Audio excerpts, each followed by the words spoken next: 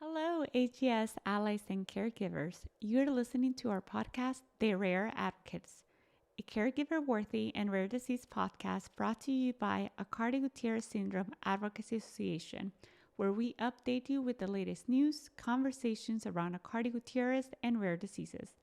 My name is Betty, producer and marketing director, but most importantly, I'm a mom of two little kids, and the youngest one, Noah, who was recently diagnosed with Aicardi-Goutieres earlier this year. So the stories you're about to hear are really close to my heart, and I hope they help you as much as they have helped me to not feel so lonely.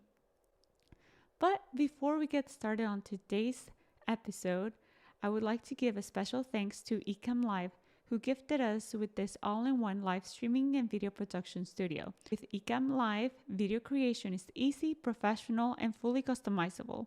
If you can think it, you can create it.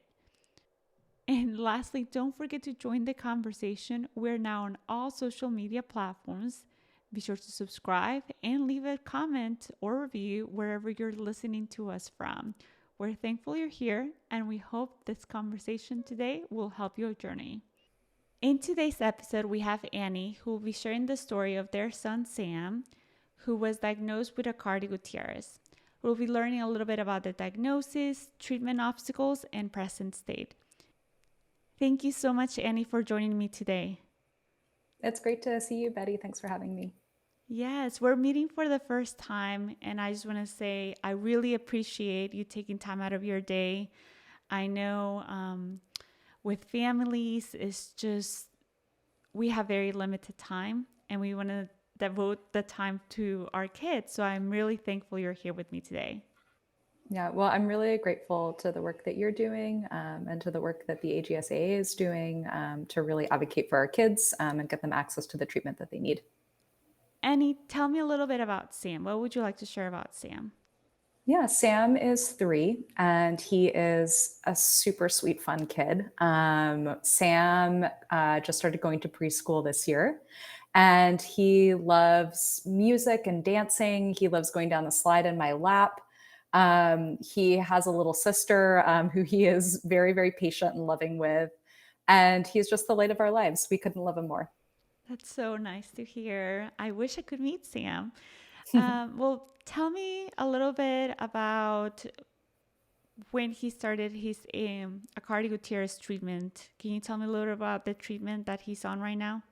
Yeah, Sam is on baricitinib. He has been on baricitinib since he was about a year and a half. And it's what his doctor and his care team feel very strongly are keeping him healthy and stable. How did you hear about the JAK inhibitors that led to starting the treatment?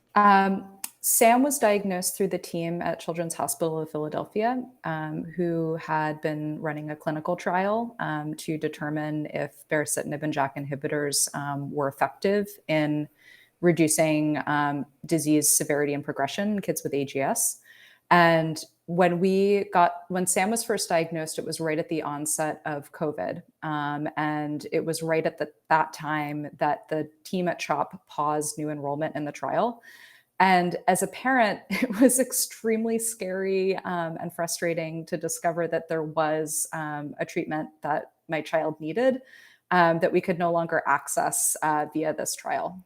Oh, wow. During COVID, that must have been very hard. I cannot even imagine.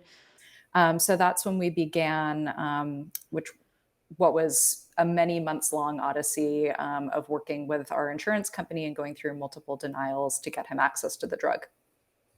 Can you share a little bit more about from the time you heard but you couldn't enroll to how you went about to acquiring the JAK inhibitors? Of course. So we learned that this was a drug that his medical care team believed would be hugely beneficial, really life-changing for him. And we connected with other families in the AGS Facebook group who had really positive things to say about their experience. We wanted to make sure that we were informed about this decision. And everything that we heard from our medical care team, who of course we're listening to, as our primary source of information. And then anecdotally from other families in the community, really reinforced our belief that this was something that we wanted to pursue for Sam. So we're very grateful to other families in the community who are able to share their experience going through the process of, submitting a prescription, getting it denied, going through the denials process multiple times. We were able to take advantage of some of the resources that they had already compiled through their experiences to put together our own packet. We also have we were diagnosed through CHOP. We learned about baricitinib through CHOP, but we live all the way across the country in California. And we're very, very lucky to have a great care team here. Sam's doctors here are super motivated. They're really willing to work collaboratively with doctors across the country, who belong to different networks and hospitals. And we worked with them to put together the packet that was submitted to insurance. It was very frustrating to know that there was something that could help my kid that his whole care team believed he needed. And then to get that first denial from insurance. So we went through the process, I think, of maybe 2 or 3 denials. Wow. And we ultimately had to escalate our denials to California's Independent Medical Review Board. I believe that every state has an independent medical review board under the AMA. So eventually we got to the point where we were escalating our denials to the state of California. The doctors who are part of that independent medical review, I think it was 3 out of 3 doctors agreed that this is something that Sam needs. And because of that, we were able to get him access. It unfortunately was a very long, scary, stressful process, but I'm very grateful that he has access now. Wow. Well, I'm very new to this. My son was diagnosed in May, and you sound like you went through a lot, and you said something that caught my attention, and that's you made a packet with your team. What did the packet entail? Because I fortunately did not have to build that packet. I was very fortunate that I only got declined once, and it sounds to me like you got declined more than once.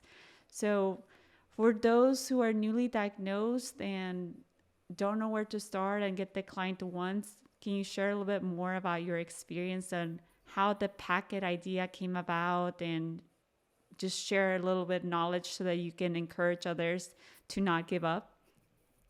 Of course. So I think because AGS is such a rare disease and it's not something that most doctors, most insurance companies have experience dealing with, I think the onus really falls on families and parents and doctors who, our son's primary neurologist, who maybe doesn't have a lot of experience with AGS. The onus really falls on us to do the legwork and do the research and compile the evidence so that we can present a compelling case. So we put together, a letter of medical necessity. We put together a letter from, my husband and myself explaining, our family's position, like why we really need this, the outcome that's at stake for our kid. We put together lots and lots of documentation, lots of research, links to articles and journals that have been published by especially the team at CHOP, but also teams in Europe, really demonstrating how baricitinib and JAK inhibitors do improve outcomes, been proven to improve outcomes for kids with AGS.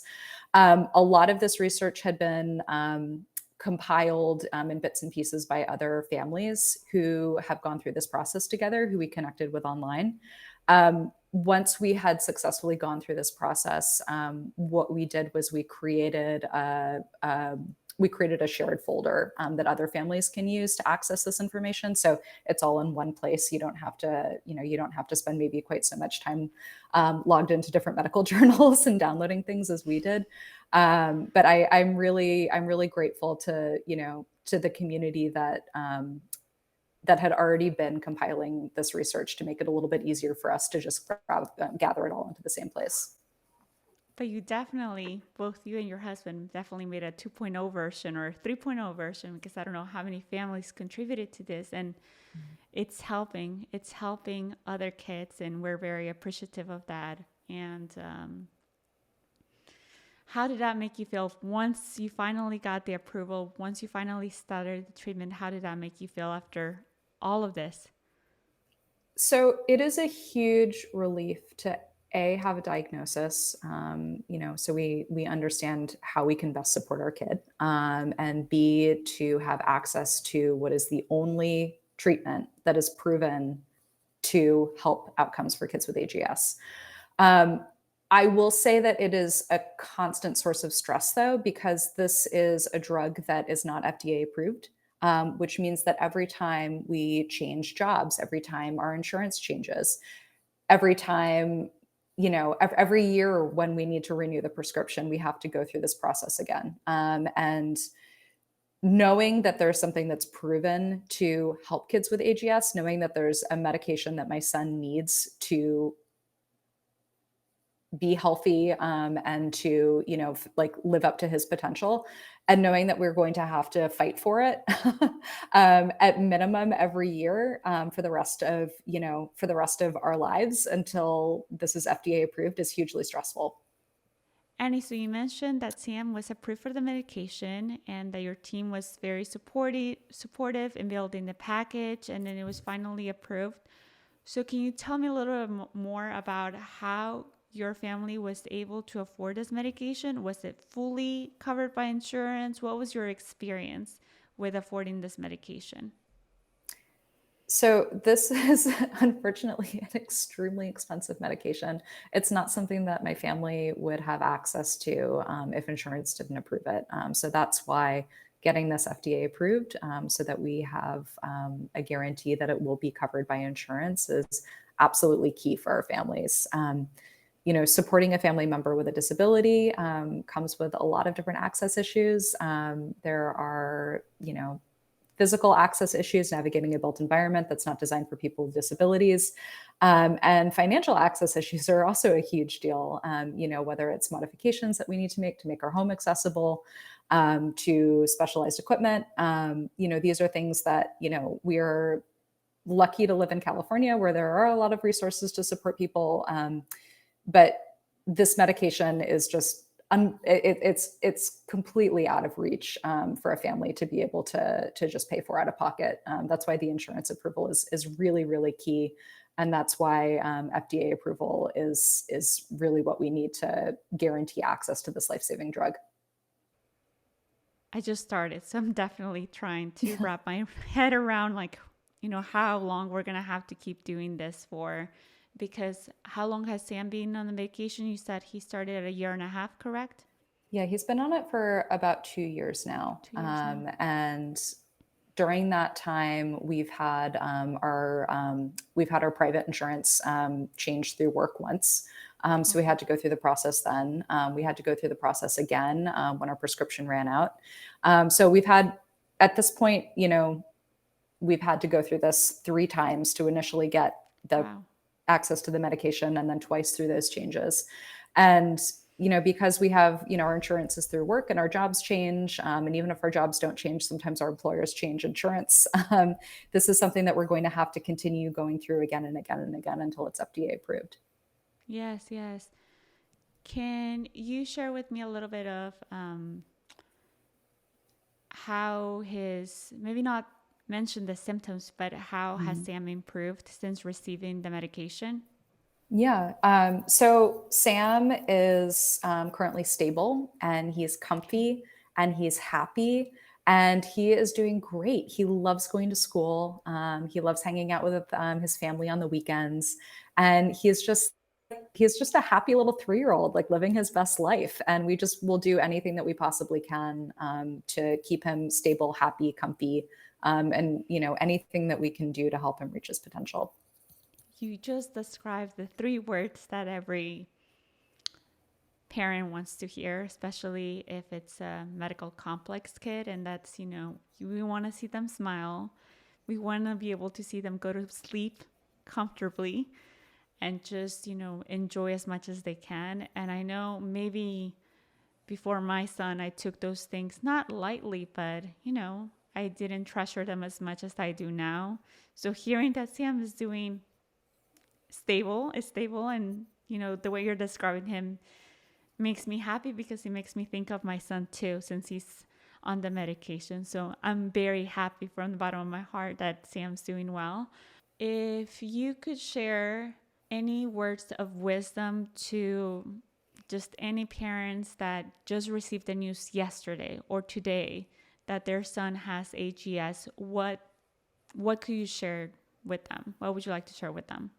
I think that any information that helps you know your kid better and helps you support them better can only be a good thing. I know that AGS is a really hard diagnosis. It's not something that we take lightly. But I will tell you that knowing more about what Sam is dealing with and the challenges that he has, knowing more about the specific things that we can do, the specific medications, the specific the specific care team that he needs around him to make sure that he is healthy and stable. That can only be a good thing.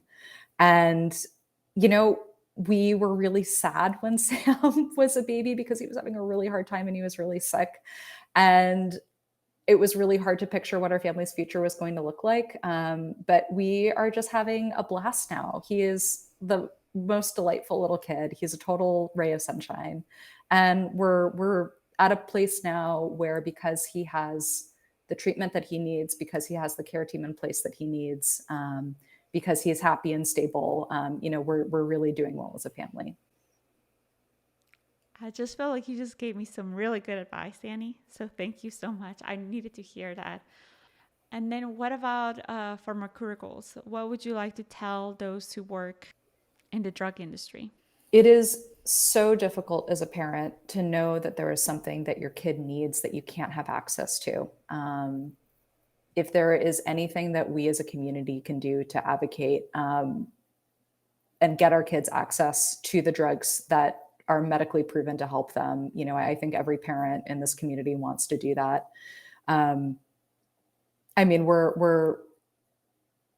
It could not be more frustrating and stressful to know that there's a drug that my kid needs that he is not guaranteed access to, and that we're going to need to go through this scary approvals process for it on an ongoing basis, until this drug is FDA approved. And we have strong guidance from his care team that there can't be a gap, between receiving the medication and maybe getting a new prescription approved. So this creates like a very stressful, high pressure time situation where he needs this medication daily, and it's not something that we can be casual with. So that makes this like reapproval process especially scary. Yes, you just said keyword. We shouldn't be pausing this medication. We should not be taking it lightly. And when I do see a medication run low and I call the pharmacy and they're like, we're going to have it this day, I'm really counting on you having it that day. And I'm really counting on it being on time, because whether it's seizure medication or the JAK inhibitors, they're just all important. They're all part of helping our kids just feel better every day. If you have any family and friends listening to this podcast, would you like to tell them anything, or if Sam gets older and he wants to listen to this podcast, would you like to say anything to them? I want to say thank you to the AGS community. There are a lot of affected individuals with AGS. There are a lot of family members out there who are really going above and beyond to share resources, to not only care for their loved ones who are affected by AGS, but also to care for this community that we found of other people who are affected by AGS. To share resources and to really create a welcoming community where we can support each other and ask questions and feel like we're not alone in this. I'm really, really grateful to that community. And, we're very lucky to have great family and friends nearby who also take care of us. It really does take a village. Annie, thank you so much for taking the time this evening to speak to me. Again, as a newly diagnosed parent, I appreciated your words of wisdom and telling me a little bit about your story, especially your struggles with getting the treatment. And to hear that Sam is stable makes me really, really happy. Once again, thank you so much. Betty, thank you so much for doing this. I know you have your hands full with your family, and I'm just really hopeful that, as we come together as a community and share our stories and talk about why access to this medication is so important for our families, that we will see some progress. So thank you. It was lovely meeting you, and we'll be in touch. Have a great night. Bye-bye.